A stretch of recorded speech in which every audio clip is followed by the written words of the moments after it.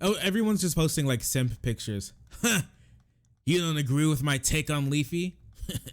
You must like Pokimane, simp. She won't fuck you, bro. Listen. Leafy is here. More apt at this point in time. Leafy was here. Leafy was banned. He got the big ban hammer. And my man's got absolutely obliterated, yeeted off the platform, never to be seen again. And some people still held hope. All right, the Leafy brigade, they still held a little bit of hope for thinking their patron saint of edgelordiness will come back to the land of the living. But it has been proven. YouTube has confirmed that Leafy's ban is indeed permanent, and it's not coming. He's not coming back. So, how did we get here? Leafy got into a little kerfuffle with Pokimane, you know, and just a little bit, all right. And by a little bit, I mean he posted like 12 videos about her. And when I say about, I'm gonna keep saying about her because some people are like, he posted like 4. He actually posted 4 videos talking about Pokimane, and the other 17 they were actually about him talking about stocks. Huh? Got him. Like, I mean, whether that's true or not, I don't really need to know whether that's true because it doesn't really matter. Because for one, her face and name was in the title. The other videos were about Pokimane. And one thing that wouldn't help him is that here on YouTube's terms of service, misleading metadata and thumbnails, using titles, thumbnails, description, and tags to trick users into believing the content is something that it's not. So he was also, so it doesn't matter. In all the videos, he was violating the terms of service, no matter what he was doing. So let's just drop that there. Leafy released like 12 videos or something related to Pokimane, because that's how I'm going to use it now, related to Pokimane. And because of that, can we get some help with what's a Pokimane? Pokimane is a streamer. She's a big female streamer. She streams something. I have no clue what she streams actually. I'm genuinely completely like at a loss when it comes to what Pokimane streams. I think she streams like mine. As far as I know, she streamed like mine. She's a just chatting streamer, so she streams in just chatting, talks to her chat, watches videos, plays Minecraft sometimes. That's all I know about Pokimane. Honestly, I have no clue what game she plays. I don't watch her. I don't follow her. I too watched Leafy's content. I used to watch him back in the day, back when he like OG Leafy, like back when he used his content was just story time, when he told a story while playing like Half-Life or doing CS:GO surfing. You know, that's my experience with Leafy back in the day. And then, you know, he couldn't tell as many stories. And then I remember someone made a video about how all of his stories were fake, and I was like, yeah, that sounds about right. He changed up his content after that to make more of like react and critique commentary content, something along those lines. The in the same vein of as like, I don't even know. I don't even remember anymore. Like pyro cynical type reaction type channel. He watches a video and says something about it. Now, that being said, his reactions weren't anything like super great. A Leafy video went something like this. He turned on a video. He started the video of him surfing and flipping around his CS:GO knife while going, so what's my Leafy impression? So the other day I was with my best friend Hitler, you know, nothing crazy. I was just hanging out with my best bro Hitler. We were on the merry-go-round at Disney World. And after we got off, he picked up his phone after he got a notification and he was like, you have to look at this, my dude, my best friend Leafy. And I was like, whoa. And he showed me this video and I just had to respond to it with you guys. That's a Leafy. That's a Leafy intro, and his commentary was something along the lines of, he looked at someone who had a big forehead and he was like, oh my god, he looks like a thumb, dude. He looks like a literal fucking thumb. And then he'd like, and then it'd be like really loud or something. And that's Leafy content. That's Leafy content. Now, I'm not saying that that's good or bad. I don't really care. It doesn't matter to me. I didn't watch his content anyways. So that's Leafy for you. That's a little rundown of Leafy. He got bullied off of the internet, which is hilarious, by a duderino named iDubbbz, who made a thing called Content Cop, who said that Leafy was made bad content. He dunked on some autistic kids every once in a while, and that made him not cool. Also, he hid his chin behind his microphone because he had a tiny manlet soy chin that he didn't want to show off because it made him feel bad. Then he left the internet for 2 years. He came back with what was called it was really funny because he left the internet because of Content Cop. And then he came back with his own like great value version of Content Cop, which was he looked at iDubbbz when there was like a big iDubbbz controversy. And that controversy was iDubbbz allowed his girlfriend to have an OnlyFans and dress in like skimpy. It allowed his girlfriend to dress in like skimpy Raven from Teen Titans cosplay on her OnlyFans while bringing in like 30K a month. You know, that's what that big controversy was about, right? Very sad, I know. With that being said, he came back with that heavy hitter. He was like, iDubbbz, you're a simp. And that's it. That's literally the entire video. And then after that, he started to make more content. He made content on Pokemon after that. He took aim at Pokemon. His critique on Pokemon basically came down to she's ugly and has no personality and she's mean. Oh, also she like copy striked a video one time for not any good reason, which I can agree with that criticism specifically. She copyright striked a video that she had no right to copy strike, which sucks. Listen, when it comes to this controversy, when it comes to Leafy being banned, where do I fall on this? I think I generally agree that Leafy probably should have been banned, for the reasons that his videos, I watched a good amount of those videos when they were still live on YouTube.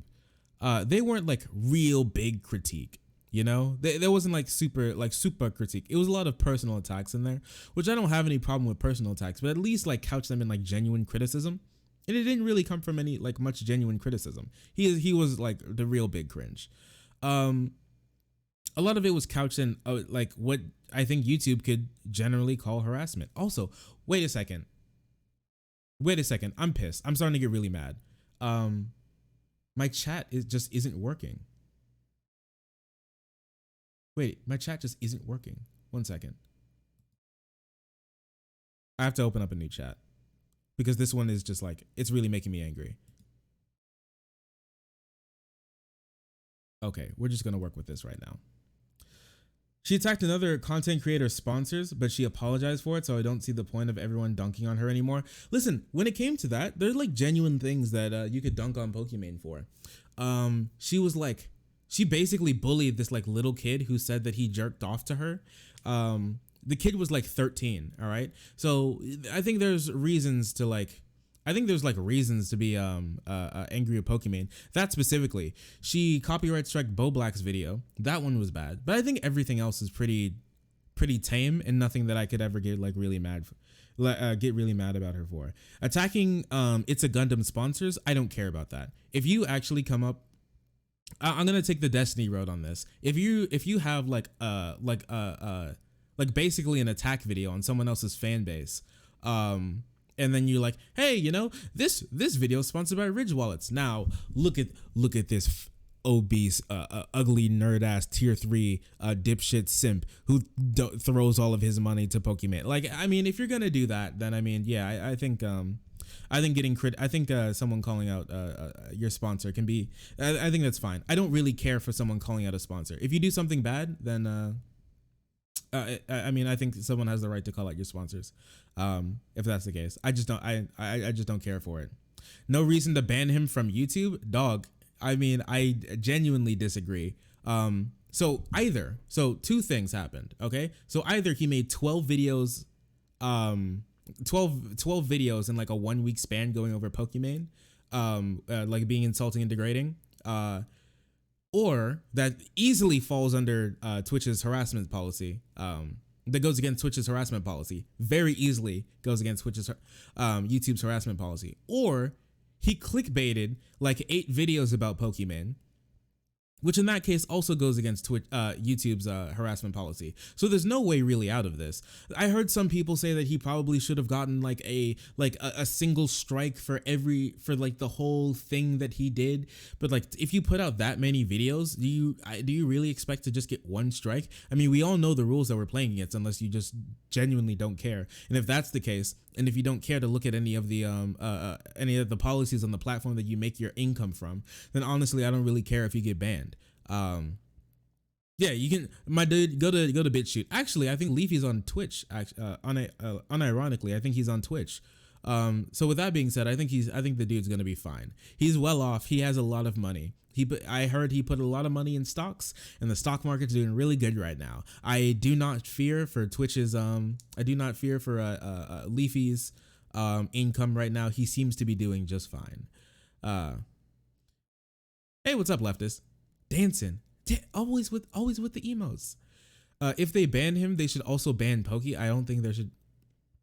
What should they ban Pokey for? What did Pokey do wrong on YouTube? What did Pokey do wrong on YouTube? Because we're talking about YouTube right now. I'm genuinely curious.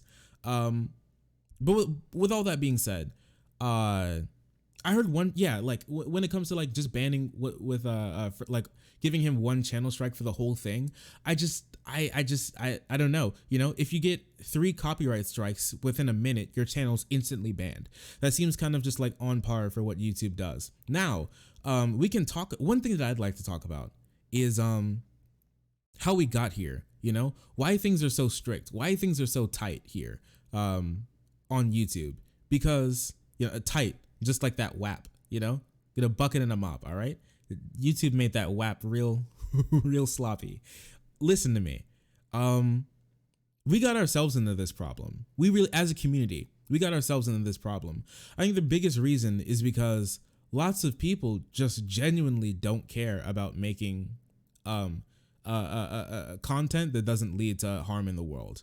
I remember I was listening to something between, what was it, Xander Hall and some other like streamers, and Destiny as well, and some other streamers, as well as like with Bo Black. So I'm gonna leave Bo Blacks out of there. We can talk about him in just a second.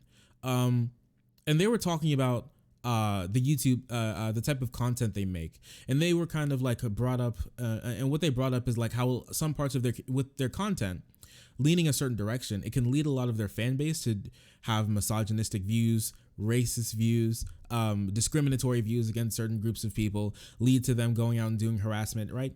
And a lot of those people's response was, I don't care. Their literal response is, hey, I didn't tell them to do it. So I don't really care. The thing is that, you know, we got ourselves into the situation. I think about this every single day, how weird it is that I can just turn on my camera and I can get more exposure than, like, what was it? Like, I can get more exposure than some people on MSNBC. I can get more exposure than some people on television. You know, people like XQC, people like Reckful before he passed, other people like that, Hassan, you know, when they get like 30,000, 40,000, 50,000 concurrent viewers, that's more than some people on TV get, you know, especially more than like an infomercial or something. That's incredible amount of viewership. Having that much control and power is something that's completely unprecedented. That's completely unprecedented than any time in human history, right?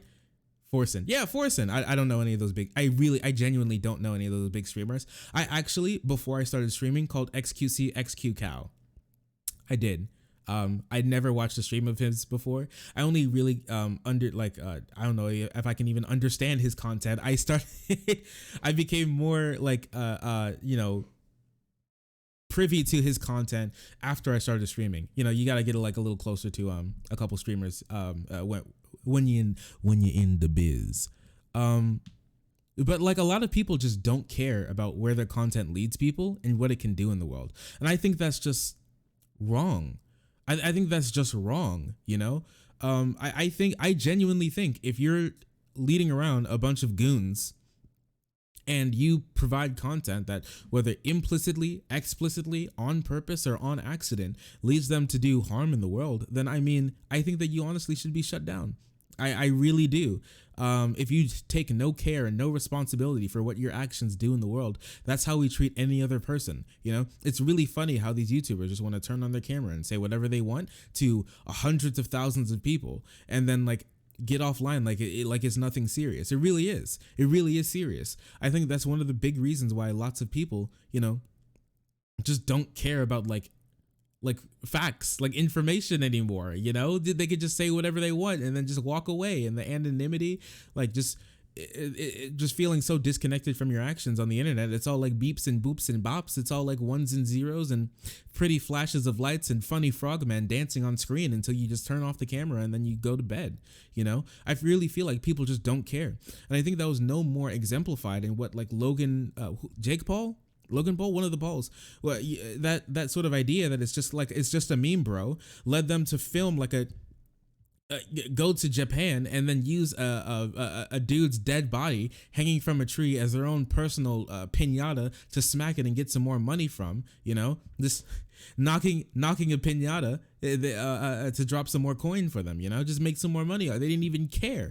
They watched the video, edited the video, uploaded the video, watched it again, and left it up until he got, you know, destroyed. And that, I think that was one of the big reasons why we have such a why we're experiencing such,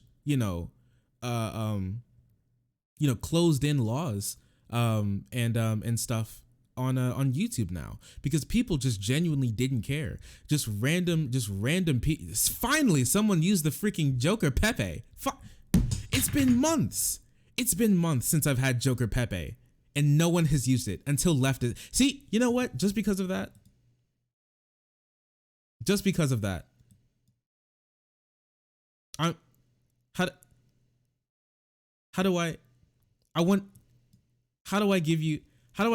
I want to give him mod. How do I give leftist mod? I want to give him a mod. I want to make him mod. All right. Just because of that, you have earned mod for using Joker Pepe. You have earned mod. Katsunita, I've been thinking about this for the last couple of days. I also want to give you mod. You feel cheated? You're also going to get mod. Okay. Just after the segment. Okay. Just give me a second. I have to remember how to do it. But yeah, lots of people just genuinely don't care. And then he tased that dead rat, and then and then like the adpocalypse came. You know, I honestly don't think we have anyone else to blame but ourselves. A lot of people want to talk about, YouTube, but I mean, remember how people like Sargon of Akkad and No Bullshit, they just like posted content and they were in that like the alt-right pipeline. They went from like, it was like Ben Shapiro to Sargon to Millennial Woes to Richard Spencer, and Tree of Logic, and like all these crazy people. It was like Steven Crowder. They like drew the line from like Steven Crowder to Richard Taylor, and I did this when it was still like really big, like back in 2017. You could literally go into incognito mode, click on a Jordan Peterson video. It was like 5 clicks to Hitler. Unironically, I could click on 5 recommended videos and then get to a Richard Spencer video. It was insane, and they didn't care. They didn't care because they were making money. This is insane to me. And we only have ourselves to blame on this. When you just don't care about the content you make, you have to own up with the consequences. YouTube had to shut it down. They're a business. They don't want to be known as a platform where the chinless wonder. And the funniest thing to me is that Leafy is one of the last people in the world, last people that used to be on this platform that I can remember to comment on someone's look. The man literally looked like the Geico Gecko. All right. Nobody wants to be the platform where someone can make 15 videos calling being like, bro, she's so ugly, Omega lol, she makes bad content, she has no personality. You guys should have seen the rant at the end of this like anti-Pokemon video. What was the dude's name? He was like something Diesel. You should have heard the rant that he made at the end of his video. It was insane, dude. He was like, you have no personality, people only watch you for your ass, you piece of shit, you piece of garbage, I hate you, I can't believe you make content. It was insane, dude. The levels that people go to over someone making watching videos while eating a bowl of spaghetti in their in their apartment. It's insane. I don't know. I really feel like the community, how toxic like the like edgelord YouTuber gaming sort of Venn diagram sphere has become, and that being translated into people having inordinate amounts of power and controlling massive fan bases that could really do harm to other people on the platform. I really feel like we really forced YouTube's hand to step in and do something. I feel like if we wouldn't have gotten this bad before, that we could have had something like that. Leafy, probably the climate would have allowed Leafy to not be terminated. I really do. But now with people like him just like shit posting, I kind of feel like we have to have stricter laws on these platforms. It's really sad, actually. I feel disappointed as well, but I feel like the internet just has no control right now. It's going to take a massive cultural shift. It really will. And with all that being said, I feel like, I can't really say anything when it comes to Leafy's ban. He kind of saw it coming, and he couldn't really do it. We couldn't really do anything about that. Yeah. And all the like Anita Sarkeesian videos. I'm surprised that I know lots of people were comparing this to like what is it? I know not Pyro. I was about to say Pyrocynical. Critical. He was comparing this like what Leafy did to like Jimmy Kimmel. I'd say it's not really analogous because people like Trump, people like elected officials are elected officials, and I think that's different than a private citizen. I feel like a private citizen, these are two different things. I don't know, dude. I just really feel like there's no way to have this, to have something like YouTube without the laws being as strict as they are, and still having a functional site. I just don't think it's possible. And you see things like Parler and stuff try to do something like that, and it always ends up, being this weird. Somehow, it always ends up being this weird bastion of far right extremism. It's really interesting, huh? But that's basically all I have to say about Leafy. My man, he had it coming. I don't really know what to say. Maybe in another life he can make it all come together. He still has a Twitch channel, so what are you gonna do? But Leafy was here, and maybe one day, maybe we can all learn from this experience. I know we won't, but maybe we can try.